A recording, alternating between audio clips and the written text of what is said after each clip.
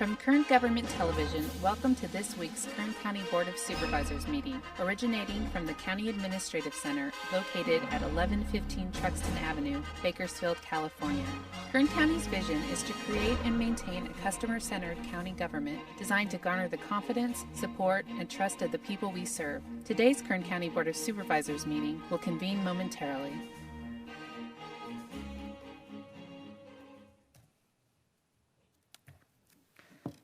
Okay, board to reconvene. Good morning, Madam Clerk. Would you please call the roll? Supervisor Gleason. Here. Supervisor Scribner. Here. Supervisor Maggard. Supervisor Couch. Here. Supervisor Perez. Here, thank you. And good morning, Kern County. Welcome to the Tuesday, August 4th, 2020 meeting of the Board of Supervisors. We will begin today's meeting with the flag salute led by Supervisor Zach Scribner. Following the flag salute, please remain standing for a moment of prayer, silence, or meditation, whichever you prefer. Excuse me, Supervisor Maggard, I just saw you. I understand you will be conducting the flag salute this morning. Thank you. Good morning. Please salute. Pledge. I pledge allegiance to the flag of the United States of America and to the republic for which it stands, one nation, under God, indivisible, with liberty and justice for all.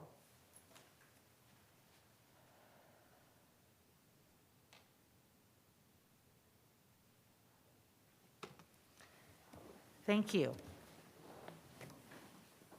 At this time, I would like to call Mr. Nick Cullen, Director of Animal Services, to come out with our pet of the week. Good morning. Hello there. Who do you have with you? This little muffin I have with me this morning is Clara. Clara. Classy. Pleasing everybody this morning. Clara's about a 2-year-old Chihuahua mix.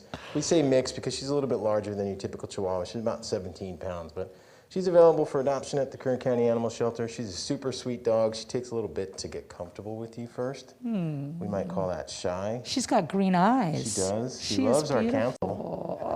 Oh, how wonderful. I want to reiterate to the public, for $85, your adoption fees are covered, spay and neuter is covered. You really get an incredible deal from the county when you help us with our spay and neuter campaign that we have engaged in for several years. You get a really, really great deal and an obviously beautiful, loving, forever friend. And we cover most of the costs of caring for the animal. So please consider it. Please consider adopting a pet and joining us in an effort to get to zero kill. That's right. Okay. Thank you, Nick. Appreciate all that you do. Good luck, Clara. Thank you, Mr. Cullen. The County of Kern has consistently provided notice that as a result of the declared federal, state, and local emergencies due to the COVID-19 pandemic, and in light of the governor's order, this Board of Supervisors meeting is not physically open to the public. Testimony and general public comment can be given through email or telephone to the clerk of the board prior to today's meeting, and live comments through teleconference will be heard during the meeting. We will begin by considering the consent agenda. All items listed with a capital C, capital A, above the item are considered to be routine and non-controversial by county staff. Consent items will be considered first and may be approved by one motion. If a member of the audience wishes to comment or ask questions regarding an item or items on the consent agenda, they may do so prior to a vote being taken on the consent agenda. A member of the board may remove any item from consent, and it will be considered in its listed sequence with an opportunity for any member of the public to address the board concerning the item before action is taken. A member of the public may also comment on any closed session item. Consent matters begin on your agenda on page 2 and include items 1 and also 4 through 7. On page 3, items 8 through 11 and 13 through 16. And on page 4, items 17 and 18. Fairly light consent agenda, Kathy. Are there members of the public who would like to weigh in on this matter? No, ma'am. Okay. I would ask my colleagues. I see Supervisor Gleason has punched in. Yes, ma'am. I need to recuse myself from item number 18 on this morning's agenda. My wife works for Ridgecrest Regional Hospital. Okay. Otherwise, you can vote on consent, I take it. Okay. Thank you very much, Mick. Motion on consent? Thank you, Mike. Second. We have a motion and a second. Please cast your votes with Mick's recusal on 18.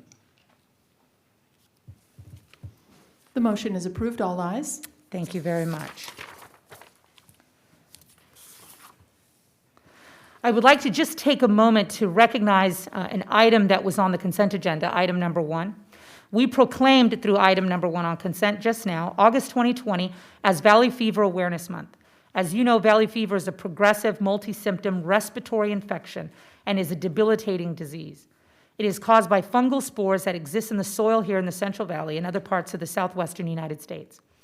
The Valley Fever Institute at Kern Medical is committed to increasing education and awareness for the public, patients, and healthcare providers, while also providing the best patient care available to enhance studies and research by healthcare professionals. I want to thank Rob Purdy at the Valley Fever Institute for bringing this proclamation forward and for his continuous and Herculean efforts to provide education and awareness of valley fever right here in our home, Kern County. Going to move to public presentations. Kathy, what do you have? We have no public presentations this morning, Madam Chair. Okay, neither in writing, voicemail, or waiting to be heard? That is correct. I appreciate that. Thank you very much. I'm going to move to item number 3, which is board member announcements or reports.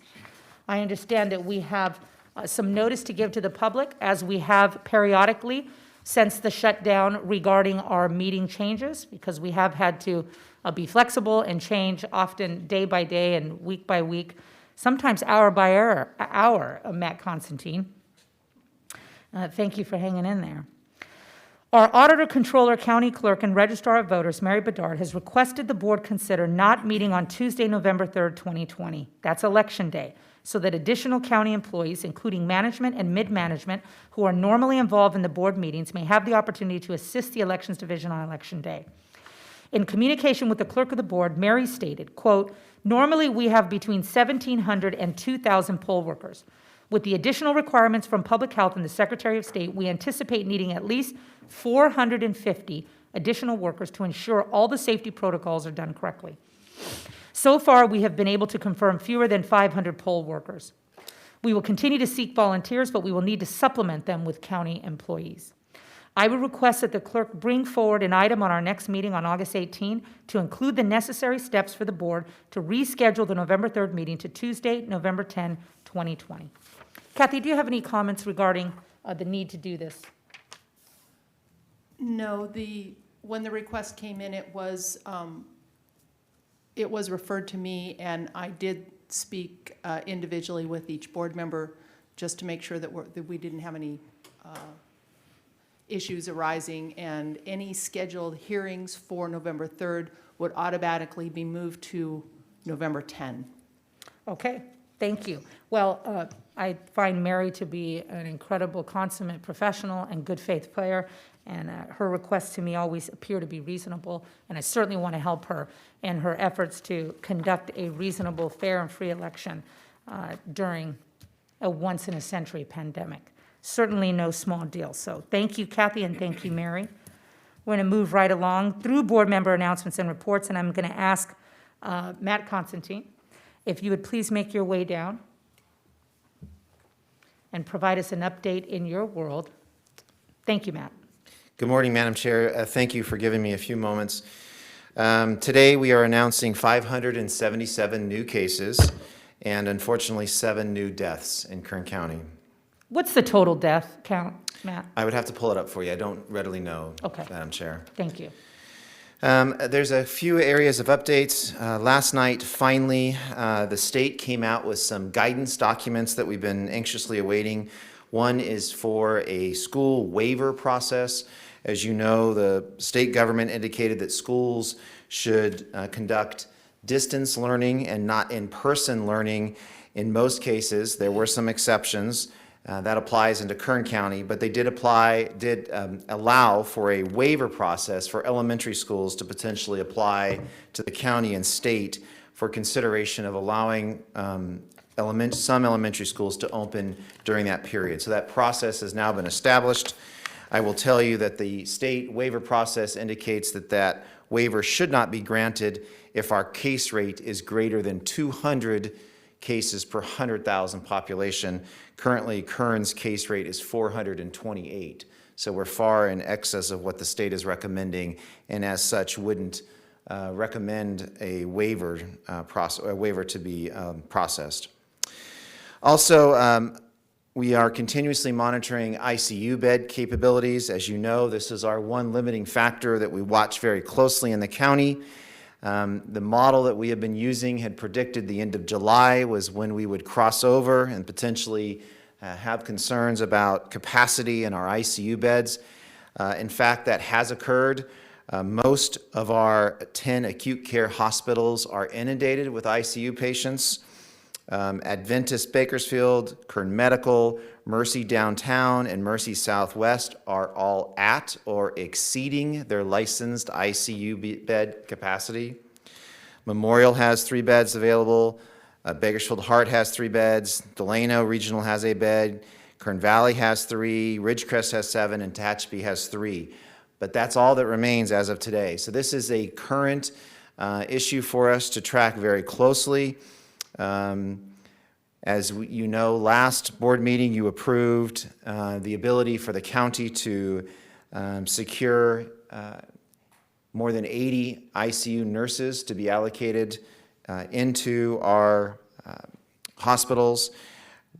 So there's resources coming. The state has also sent down some additional staffing this week to many of our hospitals to help increase capacity, but that remains one of our top concerns. We mentioned before, but the federal surge site that Congressman McCarthy had obtained for us opened on July 29th. They have the capacity to do more than 5,000 vehicles or patients a day. We are well below that. In fact, probably a tenth of that, down into the 400 range. They are leaving after 12 consecutive days. That would be August 9th. We are advertising and promoting the site aggressively. It's free. You don't have to be symptomatic, and the sample is less intrusive. They say it only goes part of the way up your nose and not all the way. They affectionately say it's not the brain tickling version, and that is an impediment to some. So that is helpful. We also spoke about the federal and state government authorizing some new funding. They specifically allocated more than $7 million to the county. We are awaiting the funding guidance documents still. They have indicated that that will be out soon, but we are still awaiting that documentation. And finally, as Supervisor Maggard has helped to identify as a need, is our request for those that have recovered to donate their plasma, convalescent plasma. So as Supervisor Maggard has helped spearhead, starting yesterday, we trained more than 15 employees to begin calling more than 5,000 individuals that have recovered. We know that those calls have been received and people are trying to make appointments even as of today. So that has started the process, along with notification that we're providing in our communication to those that have recovered, and for clearance letters, we include some segments. But this is a one-on-one discussion with those locally that have recovered. And as Houchin has indicated, the plasma that is donated here stays here. So that is a positive. Madam Chair, that concludes my prepared comments. I'm certainly available to answer any questions. Matt, do you have any sense of when or if we will need the off-site hospital location at the fairgrounds? I know we set that up some time ago, and I'm glad that we did. I understand that's not for COVID patients, but for hospital overflow that is generally less complicated than COVID patients, and the ICU staffing requirements. So can you give us a sense about how, as much as you can predict at this time? So I am grateful that your board authorized us to proceed with that. This is took a lot of work ahead of time to sequester some of those resources that now aren't available, so they sit ready to be used. It is a site that can be used in different configurations, and it's done in concurrence with our local hospitals. It can be used, and actually was designed to be used, to take low acuity COVID positive patients, but can be adapted to also just take low acuity hospitalized patients to relieve the burden on hospitals. That configuration is dictated collectively between us and the hospitals as to what is best used.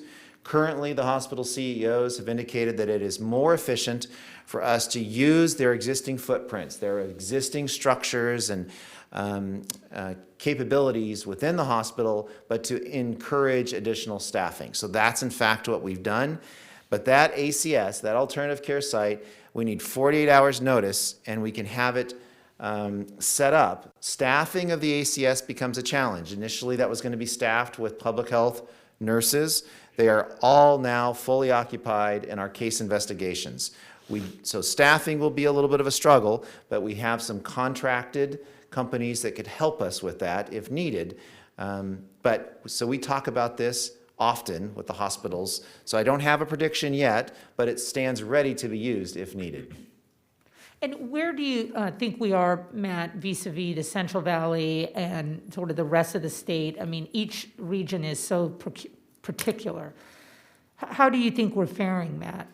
The Central Valley is not faring well in comparison to the rest of the state, and there's reasons for that, but most of the Central Valley is in a similar situation as Kern. We have seen rising numbers. We have seen hospitals that are struggling with capacity. We have seen higher testing rates and testing positivity. So because of that, the state has put together a team. They spent their first day with us yesterday trying to find ways they could help. There was about 15 individuals that spent the day with us evaluating how can we help with prisons? How can we help with testing? How can we help with data? How can we help with skilled nursing facilities? So it was a good conversation. It started that review. They are visiting the other, I think, 8 counties in the Central Valley starting today after us. So there is some issues that we have here locally that are unique to the Central Valley. It's important to recognize that we need to do everything we can to keep those numbers down and the hospitals healthy. But we are disproportionately affected. Thank you very much, Mr. Constantine. What would you say we need to do different than what we're doing now? So I think we have all worked hard to get where we are, and I think we have helped to impact that curve. We need to do a lot more. As we see the hospitals filling up, that's a reminder, a stark reminder that we need to do more. We didn't do enough. We need to recognize the words that have come out from the state about wearing a mask, as you are today, and as I do walking in, to keeping our distance. And remember, the stay-at-home order still exists. We get a lot of calls about businesses that are opening that shouldn't be open, from gyms to wedding venues. When we think about an ICU patient struggling to survive in a hospital, those functions, although important to daily life, are not essential. We have to remember we're not through this yet. The model that the state gave us showed that we will not expect to peak until probably early 2021 and not come out of that until late summer of 2021. So we've done okay. We need to do more. We need to double down. We need to continue the efforts and not give up. Let's not lose the progress we made for the last few months of all the struggles that we've been through. Let's not lose that. So I think we just need to continue the effort. I appreciate that, Matt. Is it your sense that we'll continue growing and climbing in cases till roughly the beginning of the year and then see a kind of decline after our peak if we move along those same predictions? Yes, ma'am. So that is what the state's model shows for us. It's difficult when we think about looking a year later into this model, but for the current month, it is tracked fairly close. Our hope is that we can affect that so we don't have those peaks that we are seeing in the model, and I think we have a chance to still mitigate that, but it is good to recognize we're not through this. The cases are continuing to rise. The hospitals are filling up. This is an unusual time.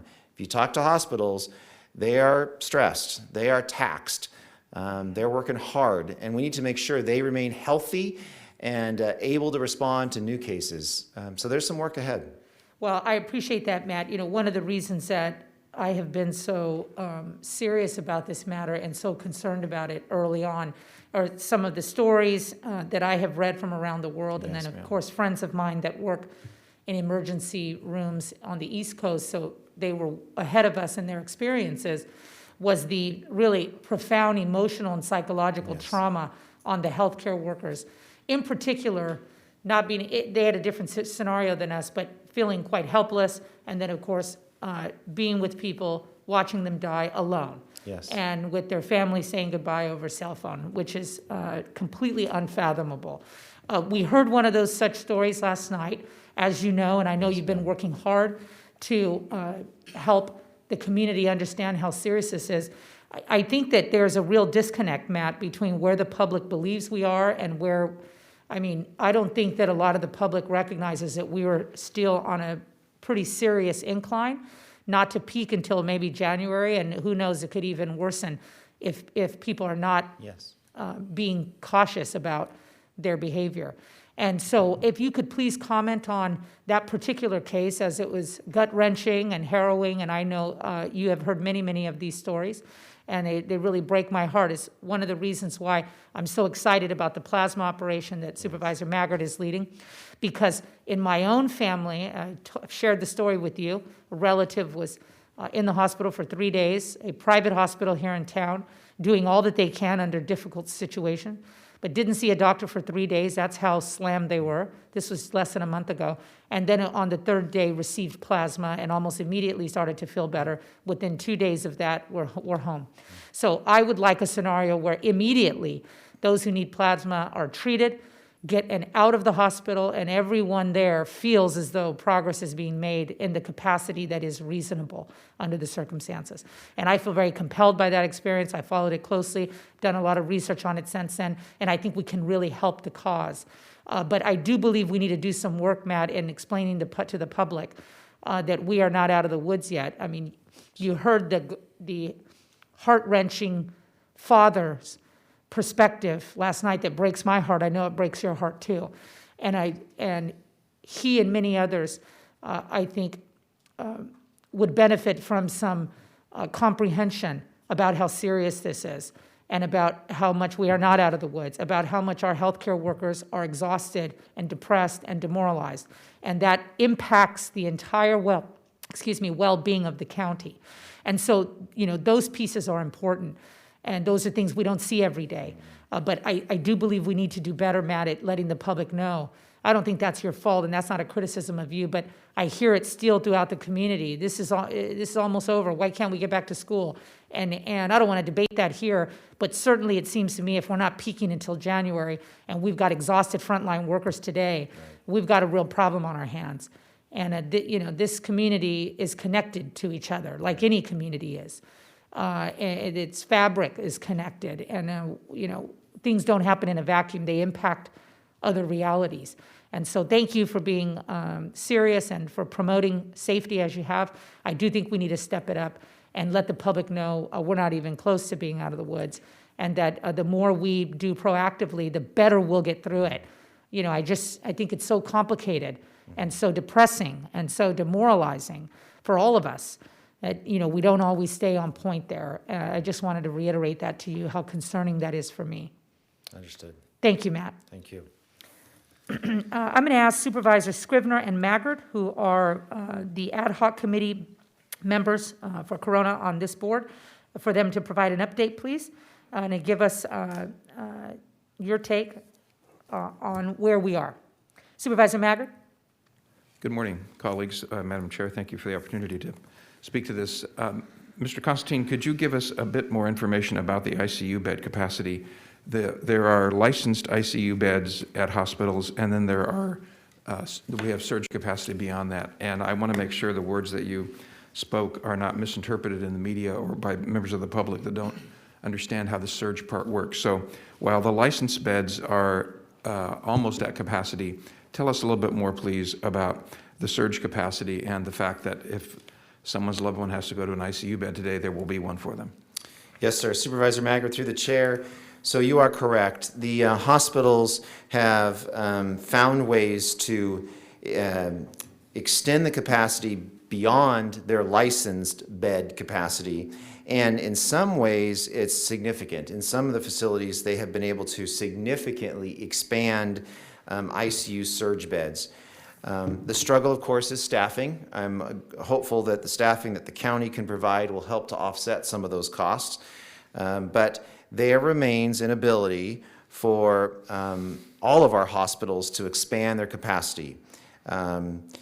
Some are perhaps twice as much as they currently have. It varies dramatically, and again, it's limited based on actual staffing those staffable surge beds, but there remains some ability there. Yes, sir. And the staff that we have, the nursing staff, ICU nursing staff that we have contracted for, are they, when will they be available? Will that interface with this demand in a way that will meet the need? So the timing of our efforts has been well received. And Supervisor Maggard, you were ahead of all of us in trying to sequester some of these needed essential workers for this benefit. It's taken us a while to get through the process, but the contracts are in place, the recruitment is ongoing, the contracted company is obtaining commitments from nurses that are willing to relocate here for 13 weeks at a time. They are coming in. I don't have today a number, but the timing has worked out well. We don't have 84 or more than 80 yet that we want, but they are coming up in the recruitment process and being allocated out to those hospitals. So it is working. Yes, sir. Very good, thank you. And we have, I've seen the spreadsheet that describes this, but could you please just reiterate for the public the availability of ventilators then and how we're doing in that regard? Yes, sir. So we have been tracking the number of ventilators very closely as we had seen what has occurred in other countries and other parts of the country. So we do have a number of ventilators available. I think collectively I showed 250 that remain available. The county also has a stockpile of ventilators to be used and allocated if the demand is there. As it stands today, that is not a limiting factor for us. Thank you, Mr. Constantine. And as the governor discussed yesterday and is in the news this morning, the 7-day average number of cases in California is beginning to decline. That's great news. It appears that the valley is lagging in that. So do we have any sense of when it may begin to wane? Is there a prediction in this model about when that might occur? So the number of cases, or the case rate in Kern, is high. We have seen a reduction in testing and a reduction in testing positivity, which may affect our overall cases. We need to make sure that we still continue to do everything we can to encourage people to get tested. I think we've taken a lot of the barriers away. We have seen some of our numbers in Kern start to stabilize. I will tell you that there is, the state is commenting that their state database that all the positive cases goes into is having some difficulties. They found some errors. They're indicating that and they'll make an announcement later today that some of there's additional cases that have not been attributed yet to each county. There's some sort of technical glitch in their state database. We're hopeful that will not impact Kern significantly, and I'm hopeful that's not why the numbers have decreased. So we'll wait for state direction, but we have seen our numbers since about Friday come down and somewhat stabilize. Well, that is good news. I want to thank my colleagues on the board for their leadership and willingness to turn on a dime to manage these issues. That's how we're managing the staffing issues. That's how we've managed many different aspects of this. But I want to particularly thank them and you guys, our wonderful staff, for being so responsive about convalescent plasma. And it's just a splendid example of our willingness to jump on board with training our own staff and getting going. I'm very eager to hear the results of seeing that plasma become available, and my goodness, the joy that will be in those families when they see their loved ones begin to respond to that. So thank you very much to all of you for your help with that. Mr. Zervis, could you give us a brief recap of where we are with our Kern Cares Small Business Loan Project?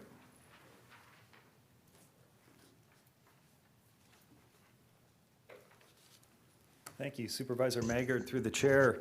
At your last board meeting, you approved an allocation of an additional $5 million to the Kern Recover Small Business Loan Program, bringing the total up to $30 million. Within really about 2 days of your action, the county had processed and distributed that additional $5 million. So the program is currently spent or put into the economy a total of $30 million. We've maxed out the allocation that has been allocated to this. That $30 million supported 945 businesses with an average forgivable loan amount of $30,100, and that's across 255 different industries. So a very broad reach, but the update today, that program is fully expended. We are now moving into the forgiveness phase. We are reaching out to businesses to begin reporting their use of these program funds back to the county so we can begin issuing forgiveness letters to all of the businesses that received funding. So we're moving into that phase of the program currently. So that is the program update. Now briefly on the PPE support program that Kern Recovers is also providing. That program is currently in full swing. So it took a little while to ramp up and get the word out, but it's been received, and through the use of advertising, we've seen a big increase in demand. And so it's particularly in the Metro Bakersfield area. All 4 of our locations in the Metro Bakersfield area are operating, I won't say at capacity, but they're very busy. And so we're continuing to buy more PPE and get that distributed to businesses, again, at no cost. We have benefited about 721 businesses as of our last report, and that impacts just under 12,000 employees that work at those businesses. So we do have a program reporting website under the Kern Recovers title that reports out on how that program is operating and where those supplies are going. But we're happy to see the high demand, and we're continuing to encourage businesses to use that program to get the needed supplies and to help support businesses in that way. With that, I'd be happy to answer any questions. Thank you, Mr. Zervis. One question regarding the loan program. Are there still applications coming in? Have we been able to capture those applications for loans that we were not able to fill because they got in the queue at the end? So yes and no. We definitely have applications at the county that came in after we hit the $30 million level that would have been approved, but haven't been. But also there are applications with the various lenders that are processing applications for us that probably haven't made it to the county because we told them, hey, we're at the program maximum, don't submit anymore. So some of those we're aware of, obviously the ones we have, but I'm sure there are several or lots with the lenders that are in that status also. So there's certainly a big demand. We hear from businesses, as I'm sure you do also, about the need for these funds. So we do have some of that internally and some of that available through our partners. So I'm suggesting that we might take a snapshot, figuratively, a snapshot of those applications that are pending today, so that we can make sure that they don't lose their place in the queue, if it is possible that if more federal and/or state funding comes down the way, that we might be able to help others out in this regard. And who knows how long the interruption of our business and jobs goes on. So is it possible to capture those so we'll know if it's ever possible to go forward with more, who was in line first? Absolutely, Supervisor Maggard. Very good. Thank you very much. Colleagues, again, I thank you for your support for all of this. We've made a tremendous difference in people's lives, and it's just a joy to see the county and our staff be so responsive and helpful in that regard. So, Madam Chair, that's the report, unless Supervisor Scrivener has more he would like to add. Thank you, Supervisor Maggard, for your attention to detail and for helping us work through those incredibly nuanced and complex issues. I think you have a unique knack for that. I appreciate it. Supervisor Scrivener, do you have anything you'd like to add? No, ma'am. That covers it. Thank you. Thank you very much. Mr. Alsup, Can you give us a sense about what is happening on the plasma donation program? Where are we? We got a little bit of an update from Matt, so we don't need to reiterate the fact that we are engaged in a full-scale effort to contact folks and help them be part of our recovery effort for Kern County. But if you could bring us up to speed on your thoughts succinctly so the public knows that we're moving. Yes, ma'am. Good morning, members of the board. There's quite a bit in terms of messaging, communication, whether it's coming from the Houchin Blood Bank, certainly our public health staff over the many weeks with the contact tracing through that process. Contact process. There is communication work being done to encourage people to donate their plasma if they've tested positive. We are getting ready to undertake or a campaign, countywide campaign related to COVID and public health best practices for our residents and businesses, messaging around that to include messaging to donate your plasma, and how to do that will be part of that campaign. I know that is getting underway this week. And then internally, there are a couple of different parts to what the county is doing. I'm going to talk a little bit about what we're doing in terms of calls, and then I'm going to ask Ms. Rezan to talk a little bit about some of the work that has been done by her office with Houchin Blood Bank to allow for the Houchin employees themselves to contact those who've tested positive prospectively. Monday of this week, 15 members of our employee health benefits team. This is a team under Mr. Brown, Devin Brown of the CAO's office, have been trained and have begun, this is our team internally, have begun making calls to a little over 5,000 members of the public who've tested positive.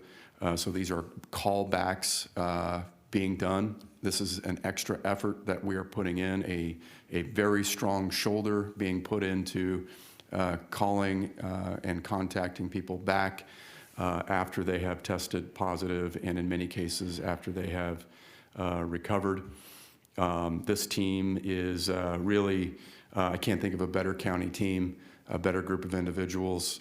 These women, 100% women working in our health benefits unit who are exceptional and do quite a bit of work for our employees and overall for the betterment of the county, our county finances, and our the quality of healthcare and quality of life work that they provide our county employees. But this is the team that's doing it. They're making calls today, and they will continue to do that for as long as needed. So that's what we're doing, and Ms. Rezan, I think, can comment on some of the work we've done with Houchin.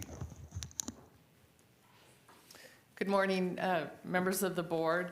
One of the other aspects that we have included in the plasma donation quest, so to speak, is, as you know, because we've talked about it, there are very stringent privacy laws related to private health information, and we must be really careful that we don't violate or breach anybody's privacy by handing out information without authorization. So what we have done is, with the assistance of public health, we've created an authorization form that is now included in the public health portal, and it's my understanding that every person in the county who tests positive receives a call from somebody at public health, and if they are unable to connect via phone, then a letter is sent to that individual, and that person is invited and encouraged to use the public health portal to get information about COVID and to provide data, demographic information, et cetera. And now included in that is an authorization form where an individual checks a box yes or no if they are agreeable to having their name and contact information be provided to Houchin Blood Bank so that they can be contacted for the sole purpose of the plasma donation recovery program. And it has a sunset clause. It's not a forever authorization. It's for a limited time, but it now provides a direct way for somebody to be able to indicate that they are willing to be contacted. And I believe that went live last Thursday or Friday. That is very exciting. Thank you so much for your aggressive work on that. The plasma option seems to be moving along very nicely and giving folks an opportunity to join us on the front lines and fighting back. I would like to highlight, and I do have permission to do this, I want to highlight within our own KGov team, I'm not sure if my colleagues even know, but Tom Turner of our own KGov team and his wife have both recovered from corona. We are so grateful for their health and that they are back here. But both of them have provided plasma for neighbors in this community of theirs that they are selflessly thinking about. One of them was able to meet 4 orders and the other was able to meet 5 orders.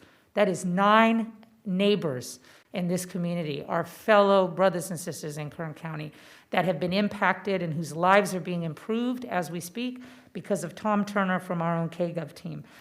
That is the kind of stuff I think that is the best of us. It unites us as a community. I want to thank Tom and his family for being such great members of this community. Supervisor Maggard and I are working on a very exciting plasma drive that we will be working in conjunction with the Kern County Fair to bring a little bit of the taste of the fair and an opportunity to really aggressively bring in lots of plasma and blood. As we know, both are down in Kern County. Those are our neighbors. It might be us. It was certainly me when I needed it. And I'll tell you, if you're there, you are grateful for the neighbors in this community who take the time to go and help each other for no other reason, but it is the right thing to do. So Tom, hats off to you and your family for the 9 orders that you filled. I think it's remarkable that you told me yesterday you can give again in 2 weeks and that you plan to do that. I think that is really, really, it touches my heart and really is emblematic of why we love Kern County so much because of the Tom Turners of the world. So thank you. We will be announcing the official details at our next board session, Supervisor Maggard and I, but we are working hard and aggressively to give our members of this community an opportunity to join us on the front lines of fighting back, making sure this community remains ours and that its destiny remains in our hands and that we get back to normal faster than anyone in the Central Valley and faster than any of our competitors. That's my goal. Thank you, Matt, again, for all that you're doing. Item number 12 is, Supervisor Couch, are you punched in? Forgive me. Supervisor Couch. Thank you. Mr. Constantine, I have just 2 questions. I've been asked a couple of questions and could have called you, but you're here today. And Yes, sir. So am I. I've noticed this too on your website, your page. I've noticed that under the race and ethnicity Yes. portion, unknown is now well over 50%. What has happened there that we're not getting that information? Can you describe that? Yes, so the doctors that request the test are not completing the report to indicate that person's ethnicity. And that has historically been a problem, but previously we've had an opportunity to go back and call every individual and ask if they would declare their ethnicity. And we've done that.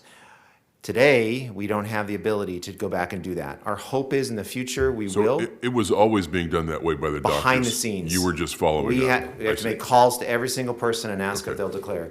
You'll also see that there are people that the forms now don't include age or date of birth. Right. So the website's going to change a little bit so that we can have an unknown category, but get those numbers up there and then try to subsequently call them and ask them. It's very time intensive, it's not efficient, but it's important information.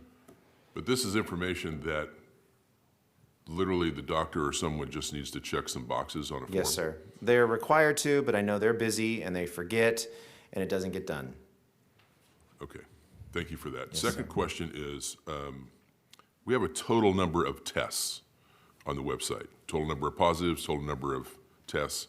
Okay. How many duplicates are in there? In other words, let's say I've gone and gotten tested 5 times. Am I in there 5 times, or am I just one test?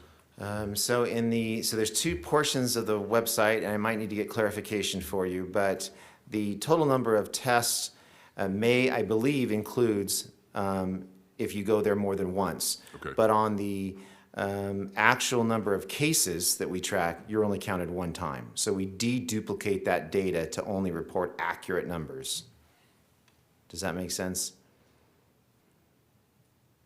Would I look under case status for that? I think that's correct, yes, sir. Well, So the number of positives, if you go in and get tested twice, we only count you once as a positive, but the total number of tests provided, Got it. we likely count you as 2. I have to clarify that with the epidemiologist, though. when I look at case status, I see the green is the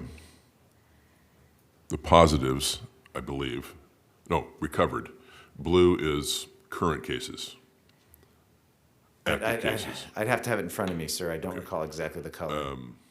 So it's and we don't have a number in the blue anymore because. Of recovered, No, of active, current cases. there's not a number on the website? Well, there's a number, but it's so far to the left on the graph. Okay. And then the bar chart is much bigger on the right than what that last number that I'll we can have to see is. look.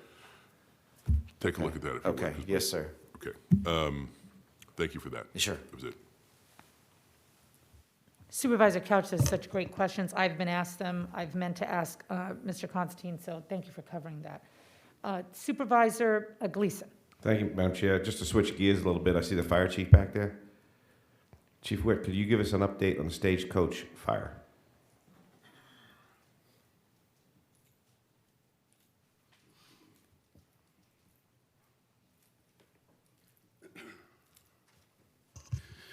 Good morning, Madam Chairwoman, members of the board. We have a fire in Paiute Canyon, about 2,000 acres. 2 houses are destroyed. We have a team on it and a number of people taking action today. Is the prognosis, you're comfortable with the prognosis? I mean, what the future looks like? I mean, the wind seems to be dying down. I know it was a tough night last night. But what are we sitting here looking at in the next couple of days, in your best opinion? Well, we're prepared for extended attack, which means it's going to go on multiple days. But we're going to be aggressive today and take action. I haven't got the weather report yet. Okay, please keep us updated, Chief, and thank your fire department for doing an outstanding job and jumping all over this thing. Thank you. Thank you. Thank you, Chief, and thank you, Mick.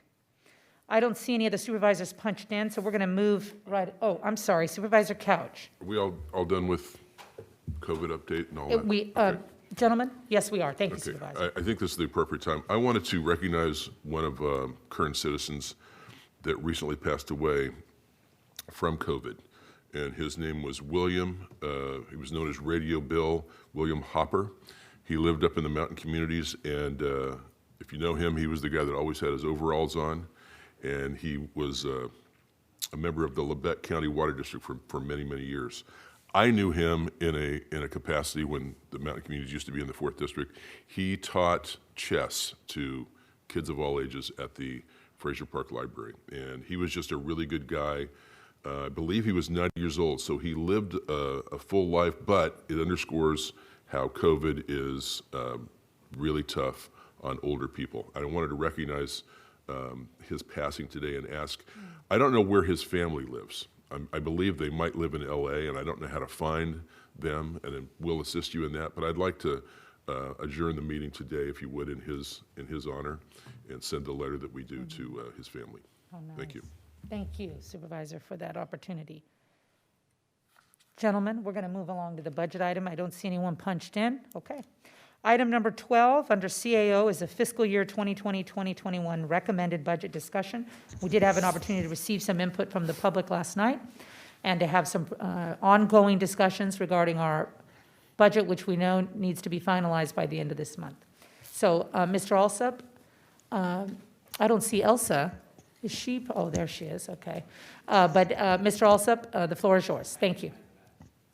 Thank you, Madam Chairwoman and members of the board. Good morning. First off, and again, as I said last night, I'd like to thank our department heads, our county staff across all county business areas, particularly my staff, for all the work that they've done under extremely difficult circumstances to bring you this budget recommendation tonight. This is our fourth meeting scheduled to discuss development of the county's FY 2020-21 budget, specifically for the general fund and fire fund.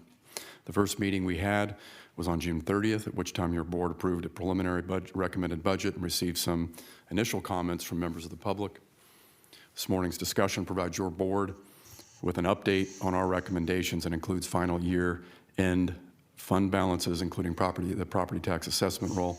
As is always the case with year-end closing and final property tax valuation figures now available, our office is able to provide some recommended allocation adjustments, primarily in the areas of one-time expenditures. The fiscal year 2020-21 recommended budget before you tonight has been thoroughly developed with a focus on your board's priorities and the critical needs of Kern County residents, particularly as they relate to public safety services. In light of the significant financial challenges the county is facing today, the severity of the financial challenges we are projecting to face in fiscal year 2021-22, and the financial economic uncertainties resulted from COVID-19.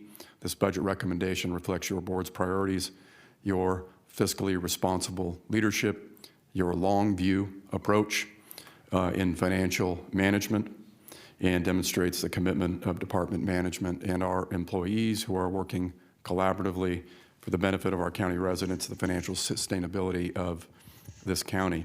A few highlights: this budget is balanced and addresses a $25.5 million revenue shortfall across all county funds, and $11 million of that in just the general fund as a result of the economic impacts of COVID-19. This budget does not propose any permanent closure of any branch of the Kern County Library System. Again, this budget does not propose any permanent closure of any branch of the Kern County Library System. I emphasize that, of course, because there has been a little bit of miscommunication and misunderstanding. This is just, again, to reiterate that our libraries have been closed under the governor's orders due to COVID-19 since March. I believe they will remain closed, given Mr. Constantine's remarks, for an extended period of time. And we are grateful for a fantastic library director and staff who are stepping up to provide some adaptation in their work, providing curbside services, and utilizing staff in some library locations to fulfill the county's distribution of personal protective equipment to small businesses all throughout our 8,000 square mile county, in addition to providing some testing availability for communities. This budget also funds probation staffing related to a recent settlement agreement, which enhances staffing for improved programming in juvenile facilities, additional training, as well as prescribed facility and technology improvements. It funds additional staffing for our district attorney, which has been needed to continue her work and the great work of her staff. Continues your board's focus on investment in parks throughout our county, and it continues to build on and support actions your board has taken to address recruitment and retention challenges within our sheriff's department. I know the sheriff and the undersheriff are here today. This budget continues to sustain department-wide salary adjustments provided by your board last year. Again, that's something that we would like to build on. I know your board would like to build on going forward, and our staff is committed to try and do that. It maintains a designation and reserve to assist the sheriff with pension cost increases and in his recruitment efforts. It adds 4 additional sergeant positions needed for additional improved oversight in the field. It pays for the needed replacement of 65 patrol vehicles in our sheriff's department, provides additional funding for illegal cannabis operations enforcement by our sheriff's department, provides for the badly needed replacement of the water tanks that provide the Laredo jail facility with water for fire suppression, sanitation, and consumption. Critical capital project out there that needs to be done. And it pays for critically needed forensic science capital investment, state-of-the-art equipment, both for the sheriff and the DA to improve our efficacy in pursuing justice and solving crimes here in this county. This budget also addresses the financial challenges faced by our fire department. It begins to address those. It moves our county forward on a 5-year plan to eliminate the deficit in our fire fund and provide the fire chief with the ability to address critical capital investment needs of our fire department by adding an additional $14 million in new revenue to the fire department's budget this year, this next fiscal year. Specifically, this budget provides an additional $4 million in new operational annual operational revenue to the fire fund in perpetuity. This is a permanent transfer by your Board of Property Tax Revenue from the county's general fund to the fire fund going forward.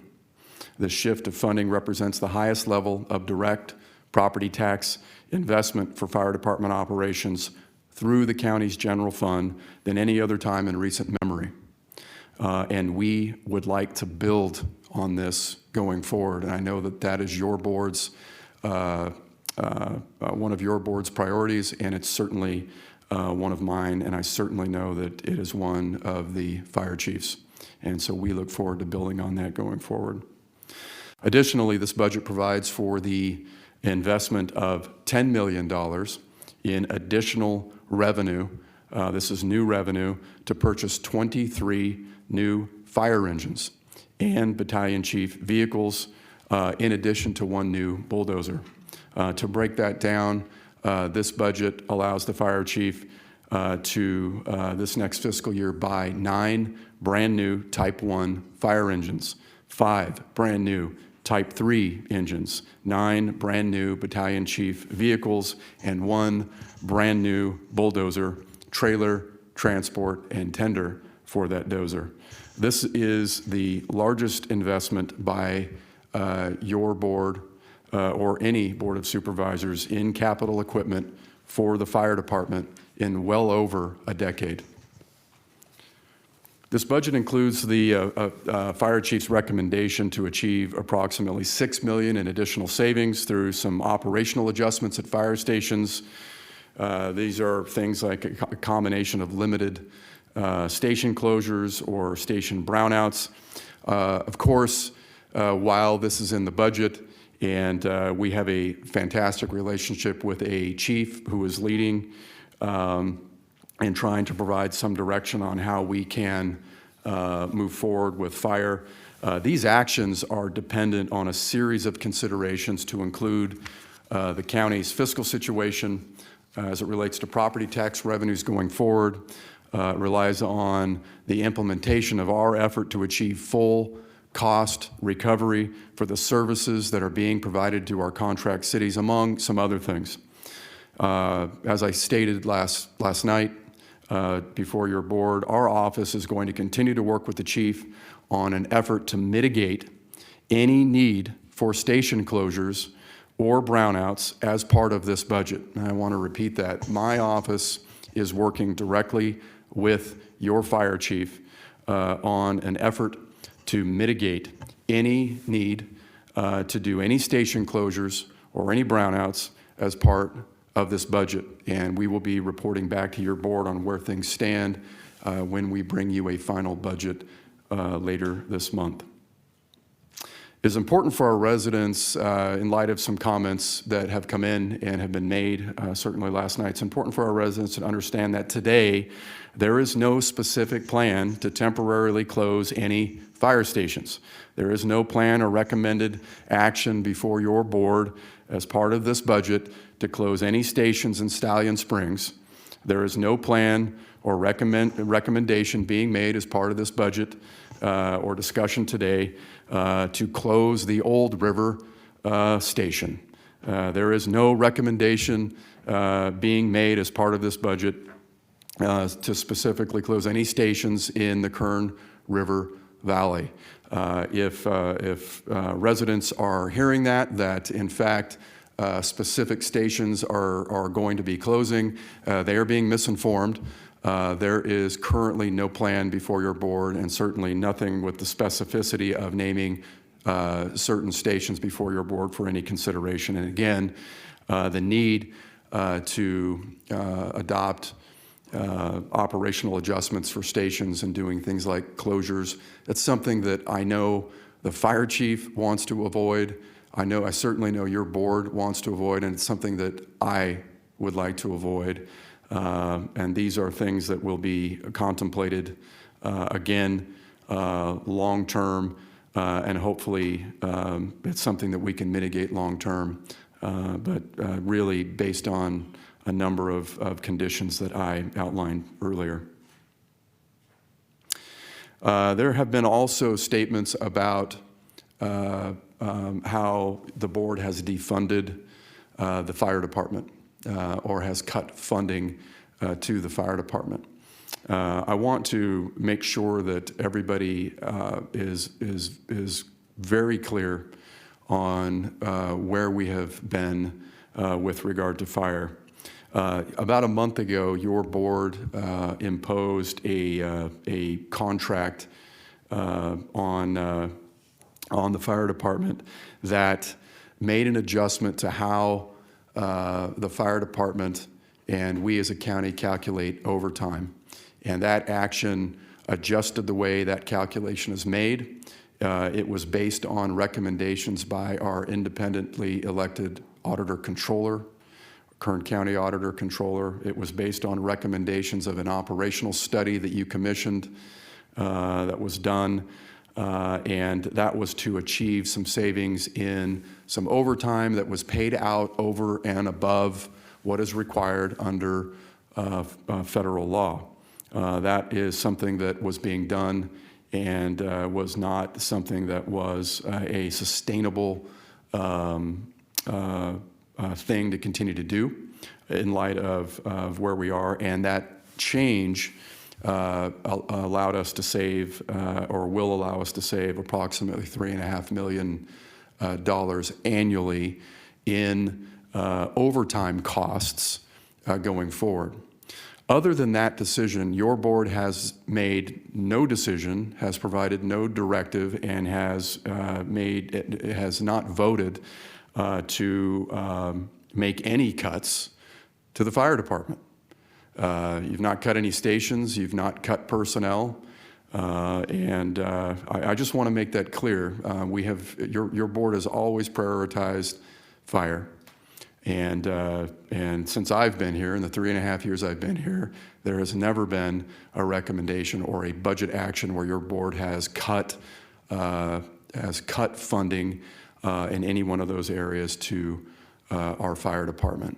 And in fact, in this budget, you are adding $14 million in additional revenue to the fire department, again, for some one-time equipment purchases that I'd like to build on. I know the chief would like to build on, and we're going to be working on this 5-year plan to make that happen.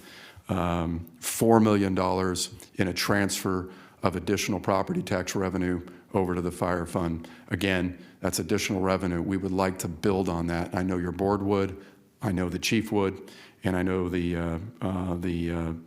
our firefighters would appreciate that, and that is work that will continue. So with that, I would like to now hand the mic over to Ms. Martinez, who is our county's chief financial officer, who can go through the budget recommendation with you this morning in a little bit greater detail. Thank you so much, Ryan. Appreciate that. We did get to hear from Elsa last night, and we'll be hearing from her again this morning.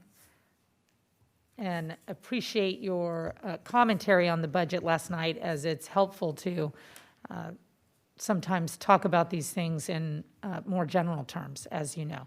But thank you for being here and your expertise, and for keeping us fiscally sound. The floor is yours, Elsa. Thank you, Madam Chair and members of the board. Last night, we provided your board with great detail on the proposed adjustments to the preliminary budget. Today, I want to take the opportunity to recap the information and highlight some of the items that Mr. Alsap did not mention. As indicated on June 30, your board approved the preliminary budget. Our preliminary budget for the entire county is $3 billion. At this time, we go ahead and find out what our closing fund balance is and the final property tax revenue estimates based on the assessor's final assessment roll. We then continue to balance all funds, make adjustment to the preliminary budget based on critical needs and your board's priorities. And one of the main goals we have is to align one-time resources, such as fund balance, to one-time costs, and ongoing resources, such as property tax revenue, to operational costs. As I indicated last night, the county general fund ended fiscal year 2019-20 with a net fund balance of $45.7 million. I want to clarify what that is. I think we have always presented that number, and we have never done a good job explaining to your board and the public what that number is. In a perfect world, we would never have a fund balance, because the budget is created assuming that every department will spend all their appropriations and receive all their revenue they budgeted. But in reality, that doesn't happen. Attrition happens, plans change. And this last year, we saw our revenue affected by what's happening, not just in our county, but across the state and the country. We expected significant reductions in revenue associated with sales tax and vehicle license fees. We, in fact, saw reductions in our public safety realignment, our public safety Prop 172 funding, and we ended the year with some reductions in revenue. Your board was proactive, and we brought forward to your board a decision to try to reduce non-essential spending, try to do a hiring freeze of non-essential or non-critical staffing. So we took those actions, and of course, we find ourselves with a fund balance. The majority of the fund balance is made of appropriations that were not spent for capital projects. The budget savings incentive carry forward the departments that were proactive in not spending and trying to keep those resources for future years, and also some reimbursement for care funding. So that's how we find ourselves with $45 million in carry forward that now could be allocated to one-time sources. We also have received the final assessed values from the assessor, and as noted on the preliminary budget presentation, our property tax revenue for the general fund is estimated to remain flat, primarily as a result of the property tax base transfer from the general fund to the fire fund. After factoring the decrease in the oil and gas values of 8%, and the increase in other secure properties, the overall change in the revenue from our preliminary budget presented in June is $1.1 million, or 0.32%. As we indicated beforehand last night, our recommended budget comprises several sources. Our budget is $3 billion. The majority of our budget is made of state and federal sources, some charges for services. Our property taxes, is only $300 million. We receive a significant number of sales tax related to realignment. And as impacted by what's going on at the state level, those realignment sources are being declining. They declined last year. We did not receive our base realignment last year, and the state anticipates that we're not going to receive our base realignment this year. So what the state did is they allocated $750 million for realignment backfill to fund a portion of the safety net services that the county administers on behalf of the county. The county's share of that backfill is $16.7 million. We could receive an additional $5.5 million if the federal government approves additional COVID-19 relief funds. And while the state backfill is very important to continue the delivery of services such as public health, behavioral health, social services, and public safety, it is not enough. The total realignment revenue is still approximately $25.5 million less than fiscal year 1920 budget, and at the same time, we are seeing a demand increase, for services, especially on our social services. So the overall impact of that state backfill is approximately $823,000, and that is related to our in-home supported services. We're able to take back that money and still provide $1.2 million to fund our required maintenance of effort for that program. So the net fund balance combined with the additional discretionary revenue and the state backfill provides a net fund balance of a net amount of $47.7 million. Next slide. So we take that amount and we start making adjustments to our preliminary budget. Our first adjustment is that number at the bottom. We are using $11.1 million of this one-time resource to fund ongoing operations.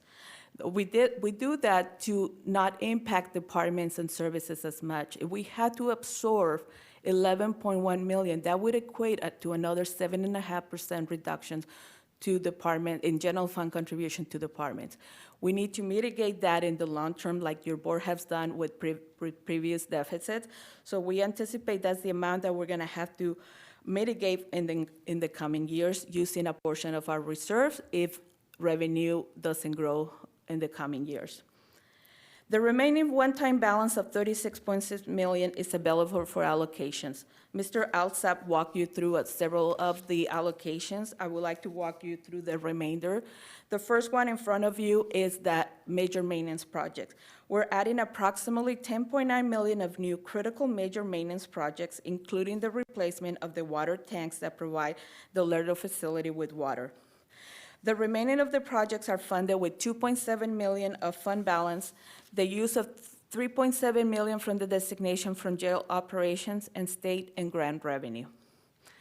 Mr. Alsap indicated we're adding $5 million for the purchase of critical fire department. This is in addition to a capital lease that we are proposing for the remainder $5 million. This combined will fund $10 million in equipment to our fire department. We are also adding money to appropriation for contingencies for our probation department, as Mr. Alsop indicated, for mandated staffing related to a settlement agreement. And we added money to the general liability of $1.7 million. There was a change in our general liability program retention limit from $3 million to $7.5 million, and we need to have sufficient funds in the reserve in case we have a big payout. You also see below a $1 million for adding funding for our court maintenance of effort. So as a result of the transfer of court facilities and operations to the state, the county is required to fund a portion of the ongoing maintenance of the facilities and transfer any excess revenue above the base revenue established in the 1990s. As a result of increased costs and reduced revenues, approximately $1 million in fund balance is needed to meet this obligation. And supporting your board commitment, we're also allocating funding to public safety. We're adding adjustments for our sheriff's and district attorney critical staffing and equipment needs, including the proposed lease payment to replace approximately 65 patrol vehicles, in addition to funding, providing funding for cannabis enforcement operations. Next slide. And those are listed right here. One of the items that we have received more public comment, as Mr. Alsop is indicated, is libraries. We're allocating an additional $722,000 for libraries. As noted in the staff report, all libraries have been closed to the public since mid-March. Your library staff have been working on online services, and they began a phased reopening by doing curbside services at some locations. They're moving to a second phase and adding additional curbside services at different locations.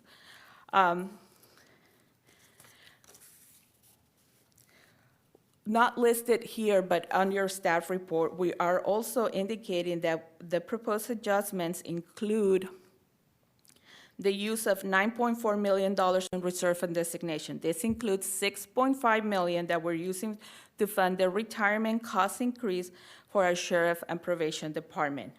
And we are using $3.7 million, as I previously indicated, to replace the water tanks at Lairdale.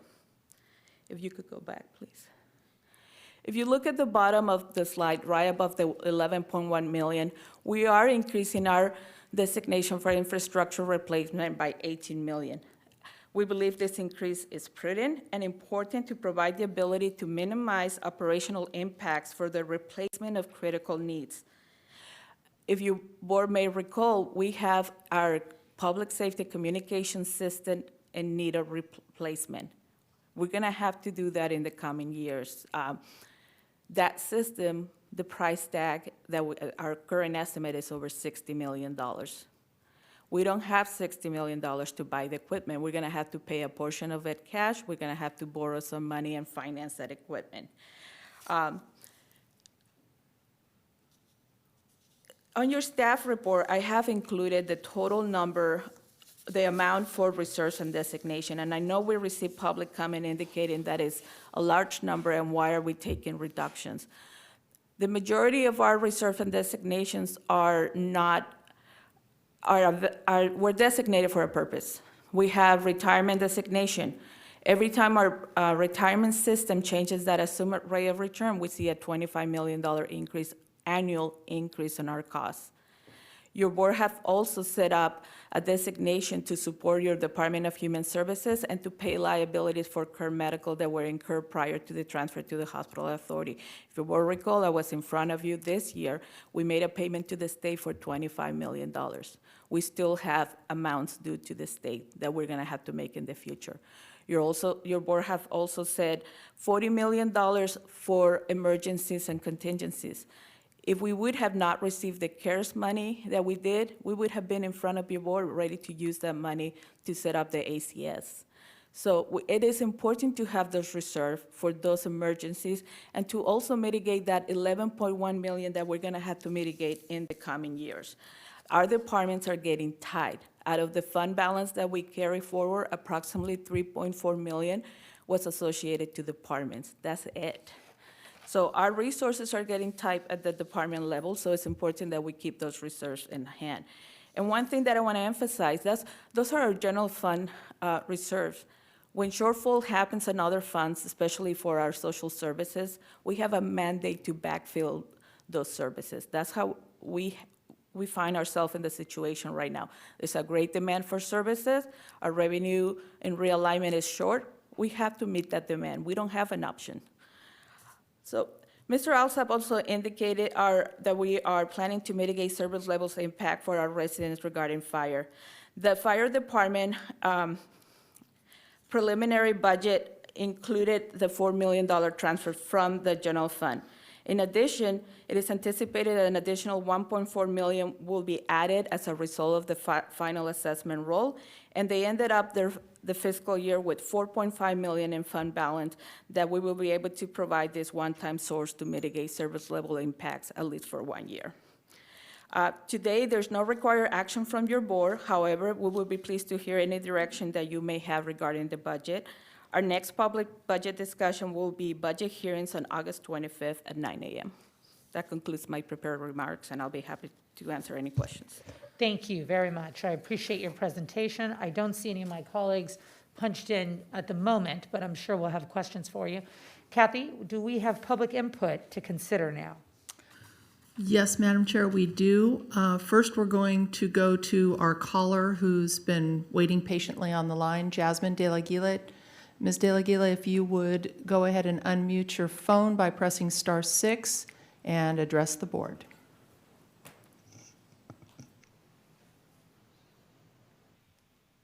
Hi, good morning.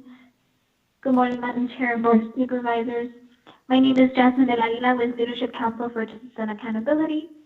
Yesterday, we started sharing with you some of the recommendations we had for your consideration, and today you should have received a copy of our letter where you can review yesterday's and today's recommendations. Today, we'd like to briefly run through some more recommendations residents have uplifted, and we can start off with affordable housing. Affordable housing has been a top priority and a dire need for many to properly quarantine during this COVID-19 pandemic. Living in crowded homes and couch surfing is a reality for many. and the county needs to actively plan for and facilitate affordable housing development through the increase of investment from local, state, and federal funding sources, develop policies to help support programs like an affordable housing trust fund.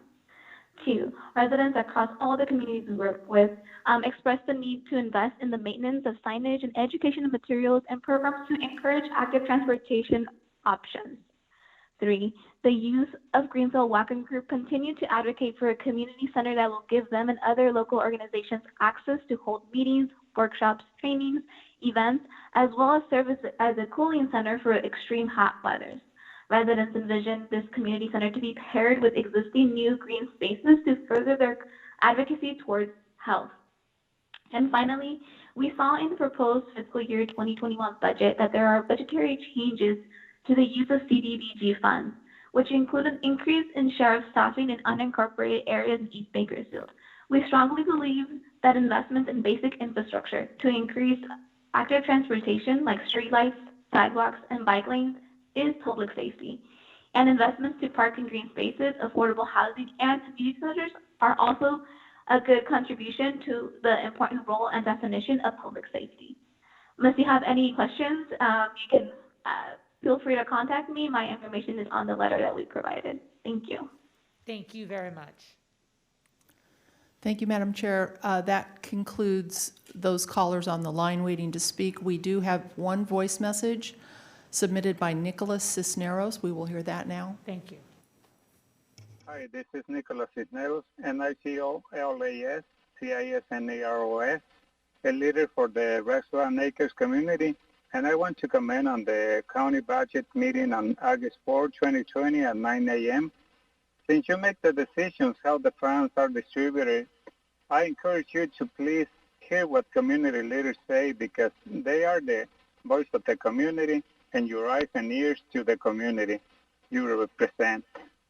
We have big climate change and environmental issues, so please make sure industry brings the least contaminants and promote the use of clean energy like solar and air on industrial and residential use.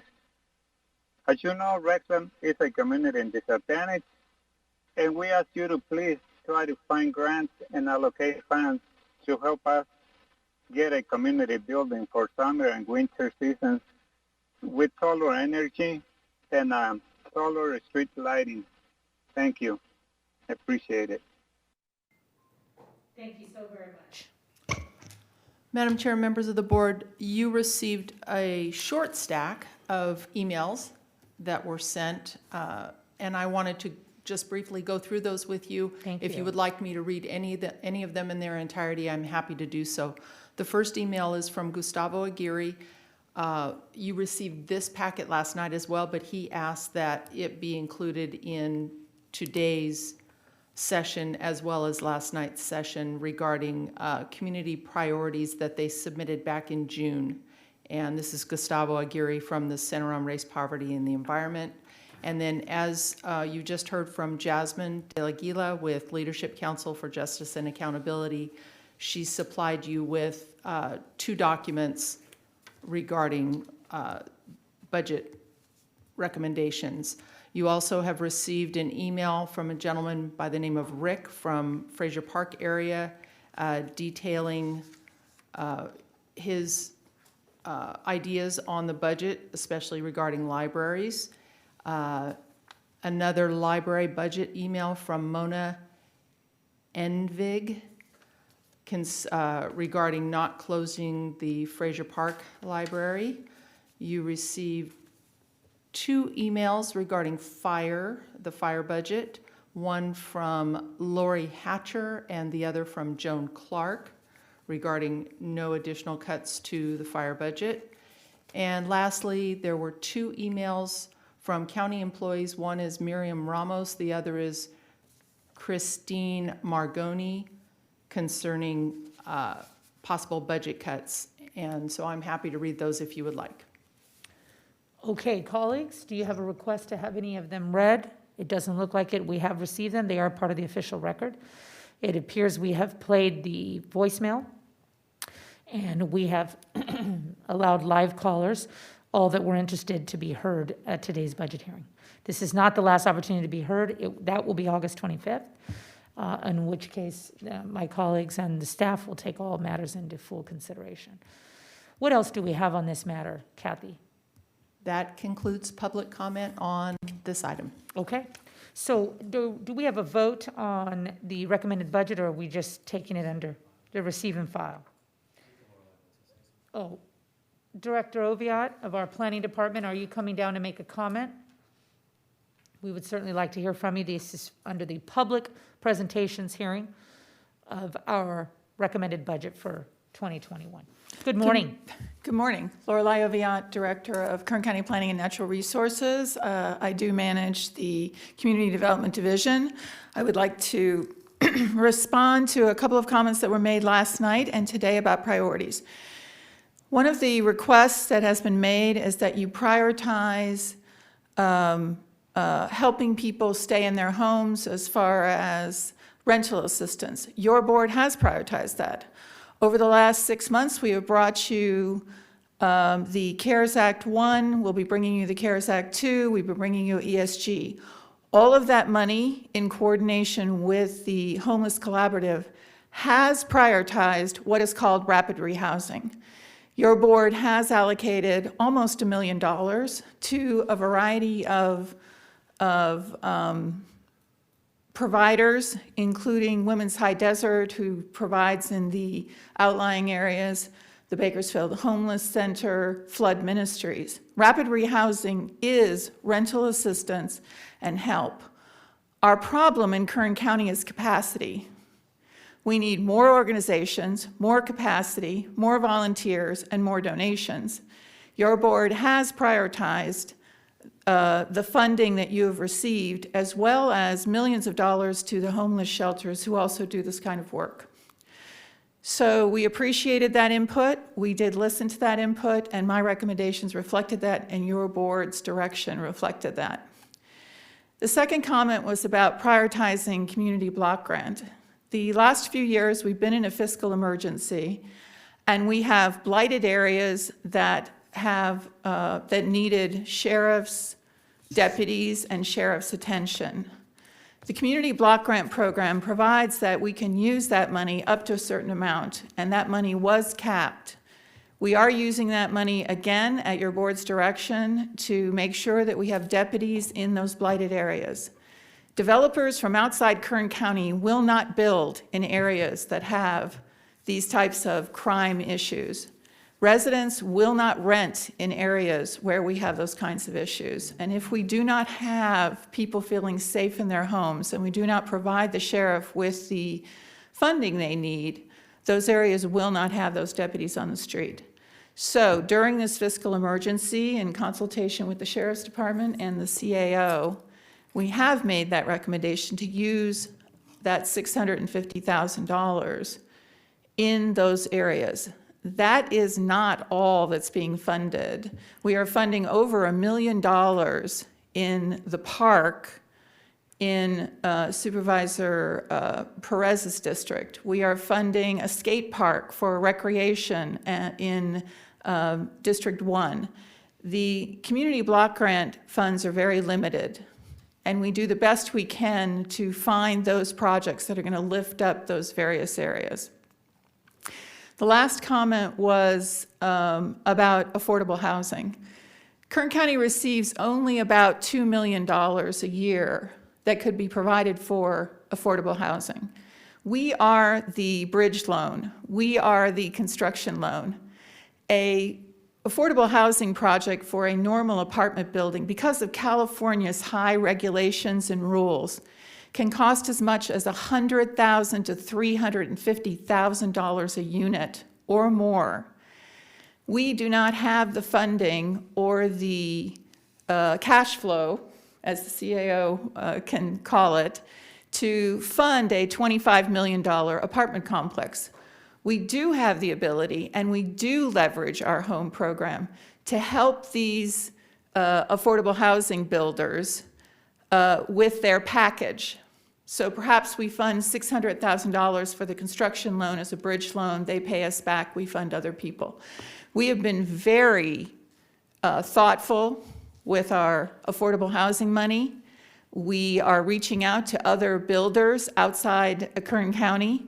But until we can stabilize our COVID-19 situation and stabilize some of our fiscal emergencies, it's very difficult to attract developers to Kern County.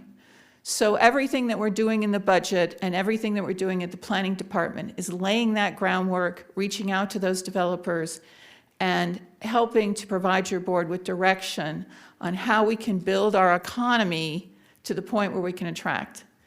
The last piece about affordable housing is you need sewer and water. Cities are the place where affordable housing should be built. They have the sewer, they have water. Unincorporated areas that are far from city centers are really not appropriate according to the standards.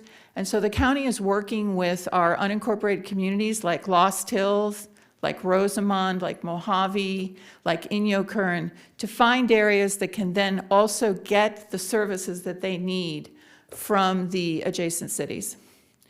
I appreciate the opportunity. I do believe that these are all very worthy goals. Sometimes they can be lost in the bigger picture challenges, but the county is working hard on these, on a variety of these important priorities, and we appreciate our partnership with these community groups.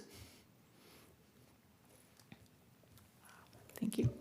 Director Ovia, thank you so very much. Really appreciate that 30,000-foot view. It's helpful. Are there any other comments or input at this time?